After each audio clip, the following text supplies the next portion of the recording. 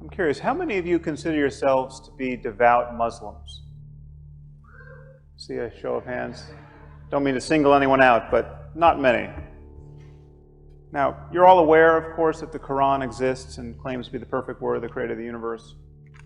You're aware that once having heard of this possibility and rejecting it, you're all going to hell for eternity.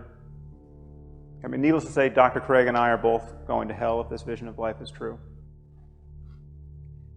The problem is that everything Dr. Craig has said tonight, with a few modifications, could be said in defense of Islam. In fact, has been said in defense of Islam. Okay, the logic is exactly the same. We have a book that claims to be the word of the creator of the universe. It tells us about the nature of moral reality and how to live within it. But what if Muslims are right? And what if Islam is true? Okay, how should we view God in moral terms? How would we view God in moral terms? Or I should say Allah. Okay, we have been born in the wrong place, to the wrong parents, given the wrong culture, given the wrong theology. Okay, needless to say, Dr. Craig is doomed. He's been thoroughly confused by Christianity. I mean, just appreciate what a bad position he's now in to appreciate the true Word of God. I've been thoroughly misled by science. Okay, where is Allah's compassion? Okay. And yet, he's omnipotent. He could change this in an instant. He could give us a sign that would convince everyone in this room. And yet he's not going to do it. And hell awaits. And hell awaits our children because we can't help but mislead our children. Okay, now just hold this vision in mind. And first appreciate how little sleep you have lost over this possibility.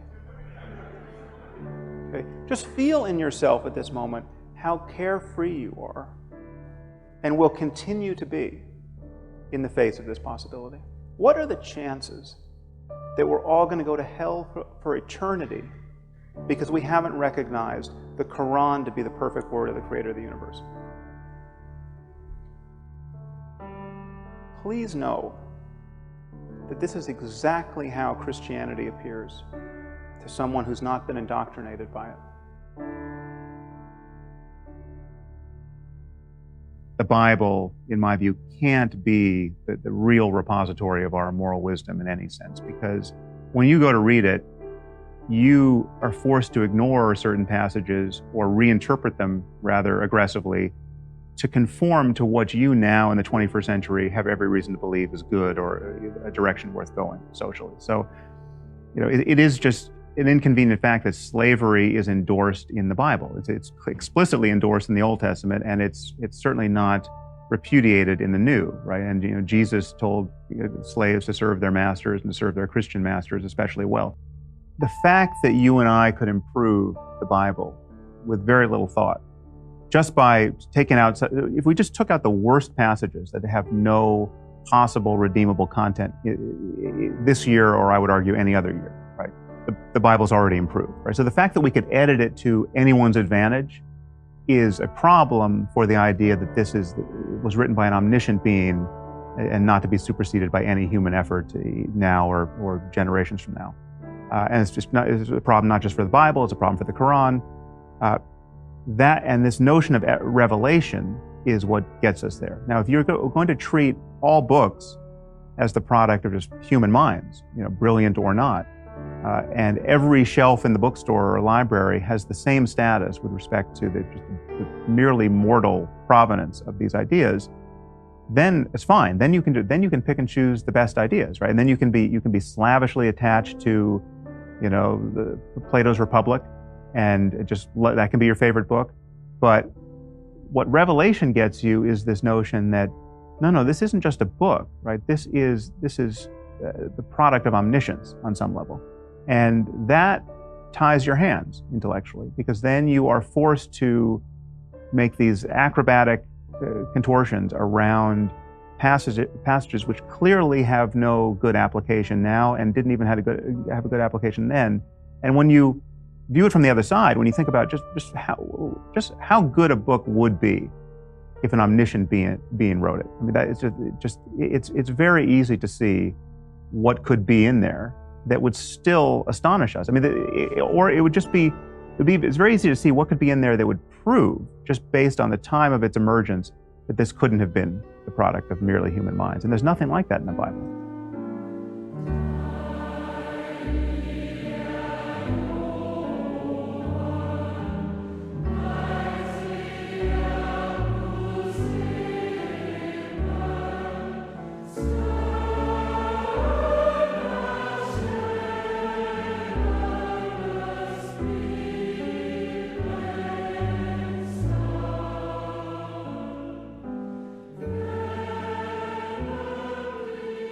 It's true that science doesn't have music or something that's hitting that channel, and we really do just have arguments and descriptions about the way the world is. But I think it's when something really matters, people tend to want the truth. It's just there's the burden of communicating the truth, getting over the barriers of dogmatism is often impossible. But people don't want their children to die, so people want to know why their children are getting sick, and insofar as we can make the case for vaccination, say, well, the thing that's humbling is that even making the case for vaccination is damn hard in this world, and the internet has enabled those kinds of conspiracy thinking and pseudoscience in a way that would sort of be unthinkable without the internet. So it's hard to even talk about very important things for which there's a mountain of data when people can just live in an echo chamber and not really consider the evidence. I'm going to disagree with you about one little thing. You said science doesn't have music. Yes. But I think one of the things that never ceases to delight me is the wonderful science writing that is out there, with Richard being as great an artist in this as anybody in the world. And this is inspiring. This does have an emotional effect on children and adults. And I think we should recognize that and honor it. Yeah.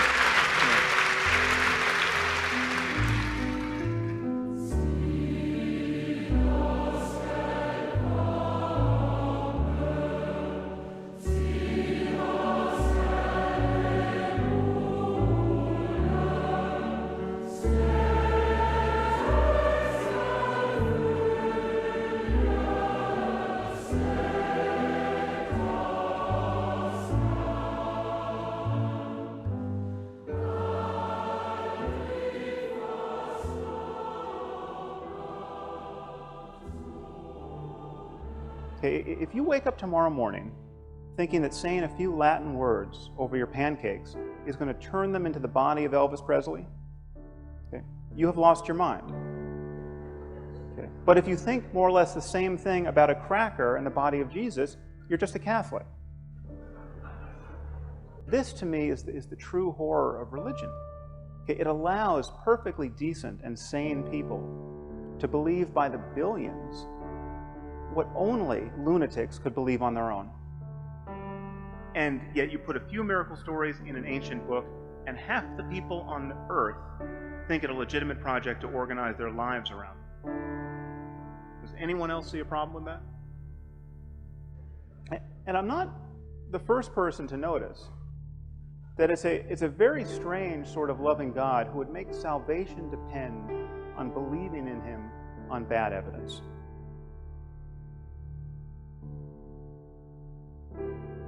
Well, I want to return to this core issue, which is belief, because that really is the issue. Without belief, religion evaporates. Without belief, science evaporates. We're talking about claims and their evidence. We're talking about what you think is true about the nature of the universe. Presumably you don't believe in Zeus. If someone stood here and said Zeus was the greatest scientist, you would not have applauded. Okay, let's talk honestly about what we think is true. The truth is that religion, as we speak of it, Islam, Christianity, Judaism, is based on the claim that God dictates certain books. He doesn't code software, he doesn't produce films, he doesn't score symphonies, he is an author. And this claim has achieved credibility because these books are deemed so profound that they could not possibly have been written by human authors. Please consider for a moment how differently we treat scientific claims and texts and discoveries. Isaac Newton went into isolation for 18 months starting in the year 1665. When he came out of his solitude, he had invented the calculus. He had discovered the laws of motion and universal gravitation. He had single-handedly created the field of optics. No one thinks this was anything other than a man's labor. And it took 200 years of continuous ingenuity on the part of some of the smartest people who ever lived to substantially improve upon Newton's work. How difficult would it be to improve the Bible? Anyone in this room could improve this supposedly inerrant text scientifically, historically, ethically, spiritually, in moments. If God loves us and wanted to guide us with a book of morality, it's very strange to have given us a book that supports slavery, that demands that we murder people for imaginary crimes like witchcraft. The true basis for hope in our world is open-ended conversation, and religion has shattered our world into competing moral communities. What we have to convince ourselves of is that love and curiosity is enough for us, and intellectual honesty is the guardian of that.